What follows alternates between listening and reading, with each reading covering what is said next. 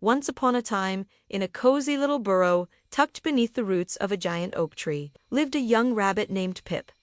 Pip was just like any other rabbit, with fluffy fur, long floppy ears, and a twitchy little nose. But Pip had a secret dream. More than anything in the world, he wanted to fly. Every morning, Pip would scamper out of his burrow and gaze up at the vast blue sky. He'd watch the birds soar and dip, the butterflies flutter on the breeze, and the fluffy white clouds drift lazily by. "Oh," he would sigh, "if only I could see the world from up there."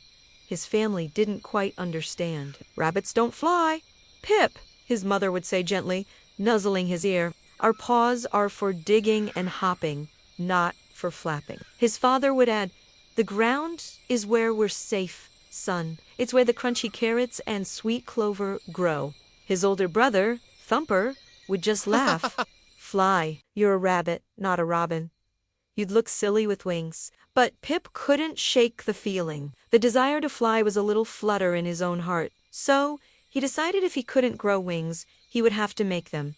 His first attempt involved 2 large cabbage leaves. He found the biggest, greenest ones in Farmer McGregor's garden. Holding one in each paw, he climbed to the top of a small hill, took a deep breath, and leaped. For a wonderful split second, he felt a lift. But then, whoosh, the leaves folded, and he tumbled down the grassy slope, rolling into a soft pile of moss. He wasn't hurt, just a little dizzy and covered in dew. His second try was with dandelion fluff. He spent a whole afternoon gathering hundreds of fluffy white seed heads. He tried to stick them all over his back with sticky sap from a pine tree. He looked like a giant, walking cotton ball. He waddled to the edge of a stream and jumped. But instead of flying, the fluff just poofed off in a big white cloud, and he landed with a soft splash in the shallow water. A friendly frog on a lily pad blinked at him and croaked, "Nice try." Pip was starting to feel discouraged.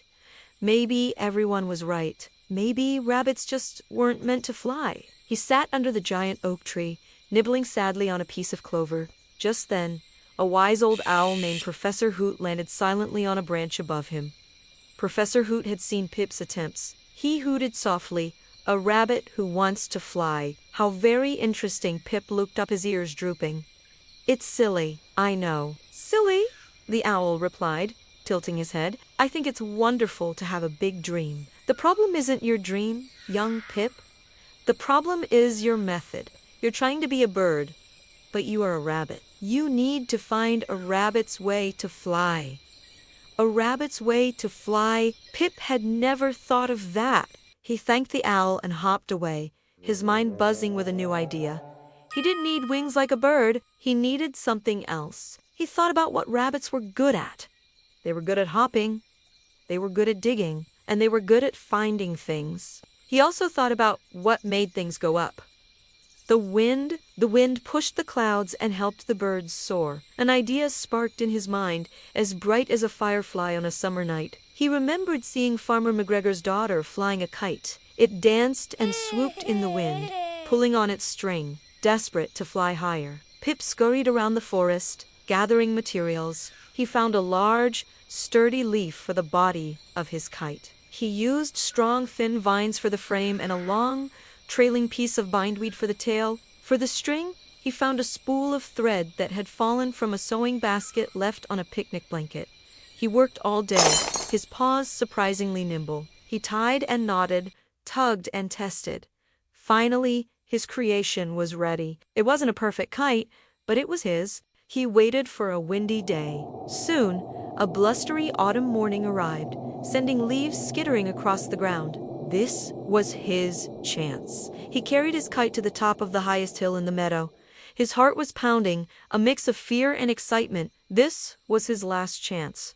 He held the kite up. The wind caught it immediately, tugging and pulling. It wanted to fly. Pip held onto the thread tightly and started to run down the hill, just as he'd seen the farmer's daughter do.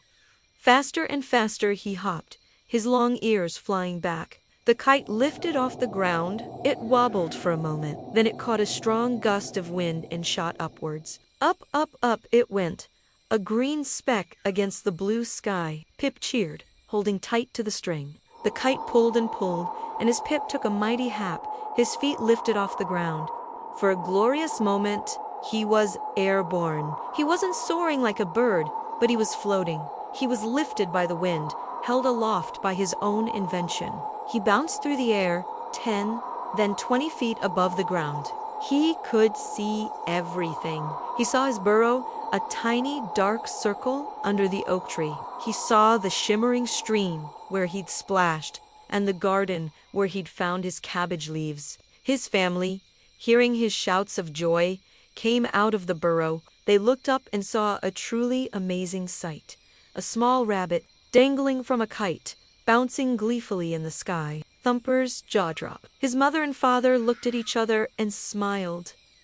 Pip didn't stay up for too long. The wind shifted, and he gently floated back down, landing softly in a patch of dandelions, the fluffy white seeds puffing up around him. He ran to his family, his eyes shining. "I did it! I flew!" Thumper was the first to speak. "Whoa, Pip!